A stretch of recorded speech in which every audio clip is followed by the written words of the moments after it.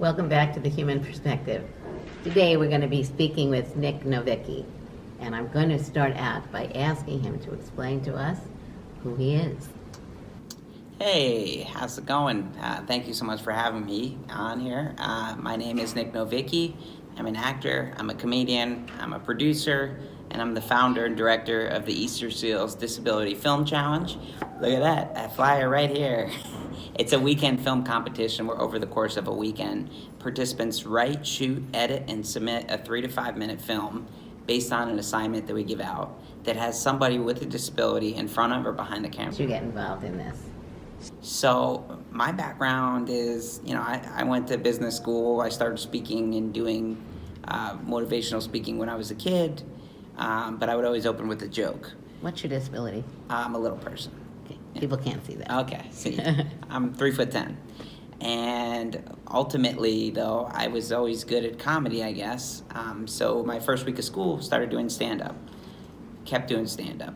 And ultimately, I got into acting. But I learned pretty early on, I'm 3'10". So if I wanted to play the romantic lead or the gangster, I was going to have to write, shoot, produce my own content. Mm-hmm. So I started out doing short films, web series, feature films, and work led to work. I was lucky that I was on The Sopranos, and then that led to me being on Boardwalk Empire with Martin Scorsese. But ultimately, my work that I did on my own ended up leading to other work for me. So why have you decided that you want to do more than just promote yourself? Yeah. Because obviously you're a professional in the field and it's really important to be going out there and getting jobs. But something in you has motivated you to look at the issue of the exclusion of disabled people in media. Mm-hmm. What drove you to do that? And tell us a little bit more specifically now about the work that you're doing, how you think it's making a difference. Sure. So, because of being lucky in some senses and some of it being work that I was doing for myself, I started to work a lot, and I was on all these panels, and I was just all the time hearing the problems, and we're not getting the opportunities, and I got tired of it, and I started looking around. I'm like, we are 25% of the population now. Recent CDC study saying 1 out of every 4 Americans has a disability. Right. Prior to that, 1 out of every 5. But still, it's a giant population. Right. Why aren't we being included more? So I came up with a weekend film competition, and I thought of it's got to be incentive driven. I'm in the Producers Guild. I know both sides of the camera. I know the motivation. We have to have incentives that are better than anything else out there. So I created this thing that I thought was just going to be a little thing I did one weekend as a fun exercise to get cool, creative films that had people with disabilities. So you invited people to come in. So yes, we're interested in storytelling. Just opened it up. I had theater set in play. The Chinese theater. Holly Shorts was going to screen the winners at the Chinese theater. Mentors and Dell computers for the winners. And I thought it was going to be just a fun thing that a couple people will enter and get a couple cool stories. And the response was unbelievable. People were like, oh my God, I can't believe how much I love this. We started doing workshops. The next year, Peter Farley got on board. He became a mentor. I got bigger and bigger, and I partnered with Easter Seals. So what do you think is unique about this?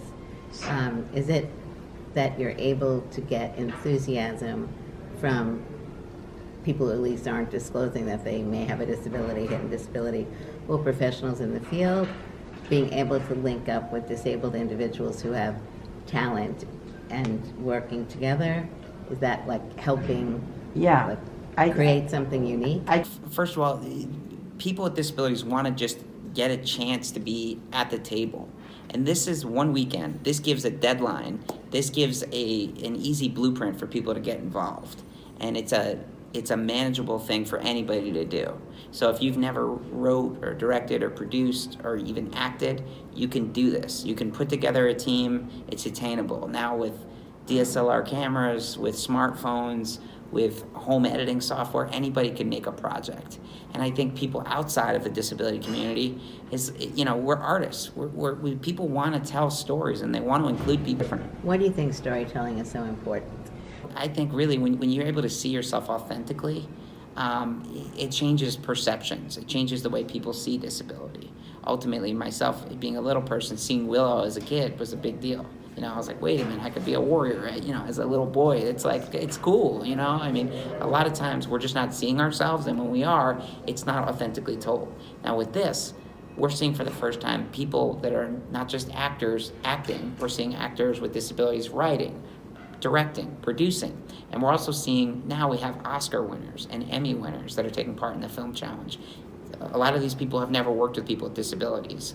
And it's the same process. Everyone's is going through and just like creating films and just, you know, making themselves out there. So I think it's fair to say that we both agree that there's progress that's being made. Absolutely. Do you think we've achieved our goal? Well, I think of inclusion of disabled people in media. Well, I'm so proud of the success stories that have come out of the Easter Sales Disability Film Challenge. You know, last year we had 58 films from submissions from 12 countries. People have gone on to be in feature films, writing programs. People have gone on to be in recurring roles, major recurring roles on TV shows. We have feature films that are in development. So a lot of times people talk about the problem.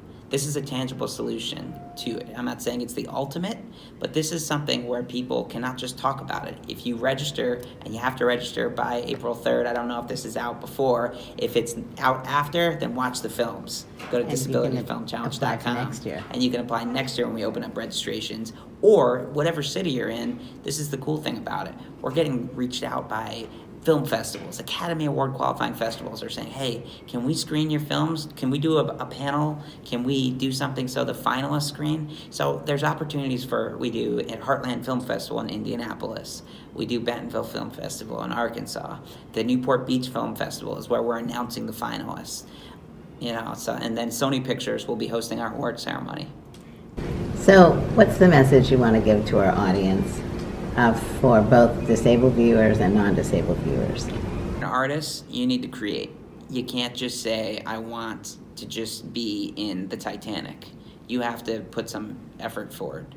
And if you're somebody that is in a power position and you're saying, yeah, I do want to talk about diversity and inclusion, give people a shot, bring people in. If you're a writer, a producer, bring people in to audition, bring people in, look at their writing samples, bring people with disabilities into the writer's room, bring people with disabilities in as background characters. But ultimately, it all stems from you being able to put yourself in a position to win. Are you creating enough of your own content? This isn't just a disability problem, but for us as people with disabilities, we're not getting the same shots. We don't have the same amount of statistics. So the only way to change that is by breakout hits and by us being, hey, I'm gonna do this, put myself in a position to win, whether it be through a speech or doing stand-up, or ultimately through the Easter Sales Disability Film Challenge. I think that's a great way for you to really get, you know, our mentors are Phil Lord, who just won an Academy Award for Spider-Man. We have the producer of Crazy Rich Asians, Tiffany Smith-Anuahu from CBS Entertainment, Diversity and Inclusions. Thank you. So once again, here we are, 8 or 9 minutes, and it's been great talking with you. I want to say also that my message to you is, if you have a disability or not, it's really important that we're demanding more from the media. We're consumers, we have money that we're spending.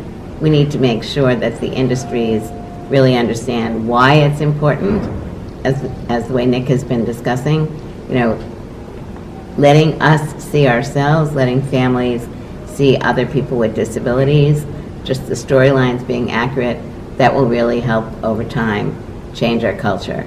Thank you very much for watching. See you again.